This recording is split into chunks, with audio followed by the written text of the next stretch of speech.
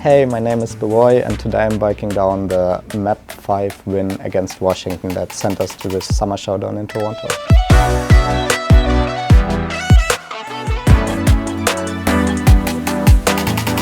Okay, so our match against Washington, just to give a little precursor, we were going into that match pretty confident because Washington wasn't doing well in the meta, and we needed one more win to qualify, to probably qualify for the Summer Showdown tournament. We were feeling pretty comfortable. The reason why the Washington game turned out to be that close is actually because the map pool was kind of skewed in two ways, where we had Ilios as the first map, which is really bad for us. Just lost that map like pretty clearly. Midtown is more in our favor. It's something that it's one of the maps that we are pretty comfortable on in that meta, and we got pretty good at. We won the map against San Francisco in the tournament, so that was pretty good. Junkertown, horrible map for us. I like one of the worst maps like in this season. And then the next one is New Queen Street, also pretty comfortable for us. Feeling pretty good on that, so won that quite easily. And then the last map that we're going to look at was Busan. I'm pretty sure this was the first game that King was here in person in Vancouver. So he's obviously new to the team, new to Vancouver, and it's his first map 5. First map, we start in Sanctuary. Both teams play the same comp because it's like Jodes.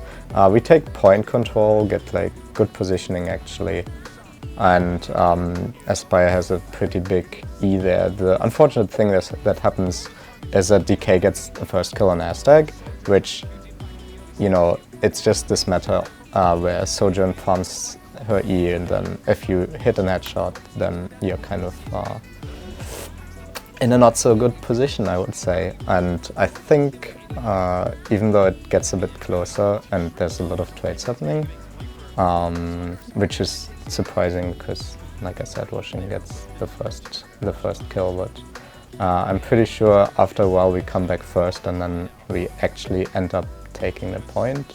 Take point control, we have space, and usually on control, if you get point first, you have a ginormous chance to, if you win the first fight, you have a really big chance to win the whole map or sub-map. It is the one neutral fight you get on control. After that, there's always ultimates. And in this meta, it's a bit different, where ultimates are not necessarily super important because there's more headshot potential and more randomness in that way. But here, second fight, Masa gets ult first. He uses his ult. He played really well that whole series actually. We get the first kill. Unfortunately, King gets traded afterwards, though he overextends a bit. Yeah, it's again the same thing in George. Like they continue fighting. It's a lot of poke. And then it's just about who hits the next headshot, and DK got his ult first, so at the end of the day he's able to get more out of it. And they take the point back at 53% for us, which is pretty good. In the next fight that's coming up, we have 2 to 3 ultimates with both DPS ults, and Washington just has the Brick ult. They used Big Ult early, and King, I think, kind of botches his Genji Blade. Unfortunately, he doesn't get much out of it. Where what we should have done is, after they pop Big Ult, we just back up, wait 30 seconds, and then go in. Unfortunately, King decided there to just still use his Blade. Didn't do much. We did save Aspire's ult, so it's not a horrible disaster, and they used 2 of their ults, so at least we come out in ult economy a little bit ahead. But it's really about the next fight now, because again, they have the Junker Queen ult, which doesn't hit anything because Masa, well, it did hit 2, but Junker Queen is completely out of position after that. Masa did a really good job with his boop there, and then Aspire again doesn't have to ult because Masa, honestly, Masa did a really good job there. And the whole series, like I said, he had a lot of impact, a lot of good ults. That fight was, I think, largely can be contributed to him. We actually go and spawn camp them with the Sojourn ult, which, if I remember, we are pretty hyped in comps right now. Like the players are pretty hyped about it. We end up backing off a little bit and give them more space going into the last fight for Washington. Backing off there and not giving them a chance to poke is a really smart decision. We have Master's ult again. We are holding the choke. It should be really easy. Unfortunately, Aztec dies early though. And I remember it becomes kind of scrappy afterwards because Master's ult doesn't turn out to do much. Again, because unfortunately his ult was like a millisecond too late for Aztec. But we end up getting enough value out of it to at least trade down to 2v2, and then once Aztec comes back with his ult, we are all good. And even though it takes an awkwardly long amount of time, if I remember, to actually clear out the point, it's pretty clear cut, and we end up winning somewhat comfortably. This map, this first sub-map was pretty well done overall, because something, if you think about the struggles that we had, because overall something that we are not necessarily super good at is using our ultimates to a good amount of value. On that map though, we did fairly well. Next one is Mecha Base, which I think was kind of a disaster. But let's watch it. Bots. I think both teams have more or less the same rollout, both are going on top, still same comp.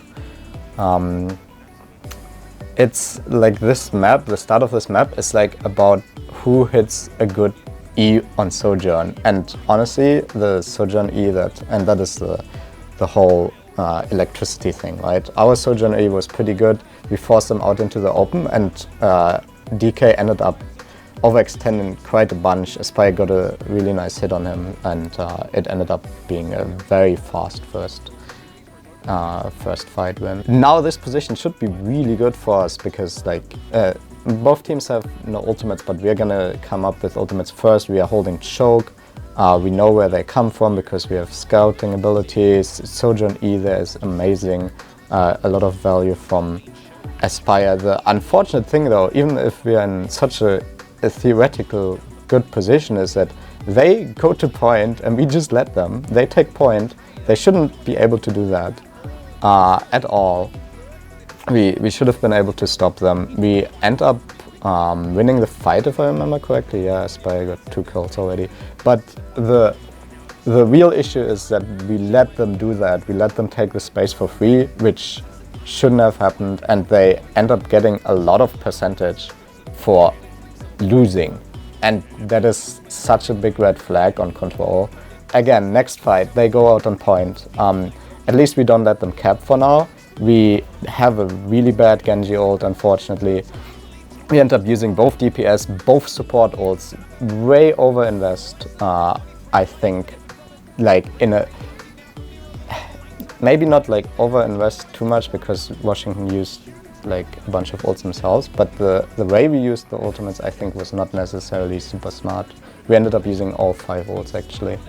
I think we stacked ults a little bit too much. We also didn't scout very properly. I suppose it's okay for now. The problem is that they are going to have Sojourn ult, which again we had the choke out and shouldn't be a problem, but they just walk out. And Mirror was getting killed very early on, I think, because our position was not good. We didn't scout where they come from, or we didn't prepare for it well. So they actually got a free kill, got free space, which on this map it's all about holding the choke. They didn't have to use any ultimates, and they kept the point just now. Yeah, pretty bad situation for us. We have no ults, they have the DK ult. We have to go through choke, and they do a way better job at holding the choke. You can see it right there, where we can't even get out. The others are just stuck in there, and it's a horrible situation. And that's how you should play Mecha Base. And that's where we went wrong in these last 3 fights when we held the point. We basically let them go out for free every single time. But the way that Washington played their defense was so much better than we played our defense. Us getting 2 fight wins while we were in point control was almost like a fluke. Going into the first fight, again, similar setups, people just go for space. Aspire almost died early, but he was able to get away with it, and then Callius ended up overextending. Like I said, this meta was a lot about just who hits the first headshot, especially in those neutral fights without any ultimates. It's very random, and it's very much up to single player skill on that Sojourn, and just the way that you're able to use right clicks and the way that you're able to aim at the head, and a little bit about your positioning, but more so about how good of an aimer you are.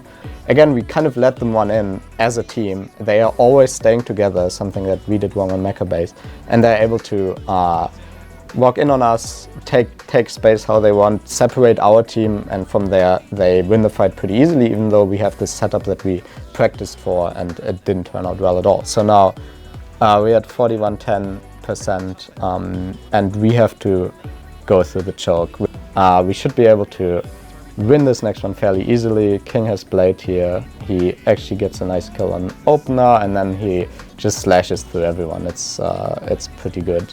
We end up having to use both our support ults, which is not really optimal, but usually it's like, if you win, you win, right? Both Junker Queens have ults, and Mirror hits a ginormous 4 people with Junker Queen ult. He literally like slides through everyone, which is insane. We don't even have to use Aspire's ult, which if you win a fight with just one ultimate, you're so set. And then there was this call from Aztec to just spawn camp. So what we do is we just set up close, we spawn camp. It didn't necessarily turn out exactly the way we wanted to, but we are able to get a couple kills. I think Mirror got traded, yeah, he gets traded.